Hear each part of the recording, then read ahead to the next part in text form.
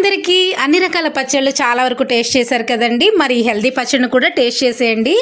ముందుగా కీర దోసకాయలు 3 తీసుకుని శుభ్రంగా కడుక్కొని ముక్కలుగా కట్ చేసుకోవాలి. 3 టేబుల్ స్పూన్స్ నువ్వులు వేసుకుని నువ్వులు ఫ్రై అయిన తర్వాత మిక్సీ జార్లోకి తీసుకోవాలి. 1 టేబుల్ స్పూన్ ఆయిల్ వేసుకుని 2 టేబుల్ స్పూన్స్ ధనియాలు 5 ఎండుమిరపకాయలు వేసుకుని ఫ్రై చేసుకుని ఇవి కూడా మిక్సీ జార్లోకి తీసుకోవాలి.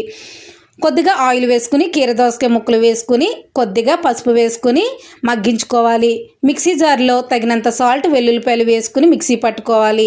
కీర దోసకాయ ముక్కల్లో కొద్దిగా టమాటా ముక్కలు వేసుకోవాలి. అలాగే కొద్దిగా చింతపండు వేసుకుని మగ్గించుకొని చల్లారబెట్టుకోవాలి. చల్లారిన తర్వాత మిక్సీ జార్లోకి వేసుకుని మిక్సీ పట్టుకోవాలి.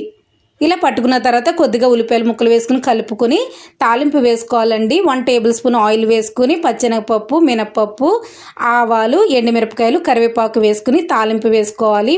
నువ్వులు వేసాం కదండి, పచ్చడి అయితే చాలా టేస్టీగా ఉంటుంది. అంతేకాదు చాలా చలువ. ట్రై చేయండి.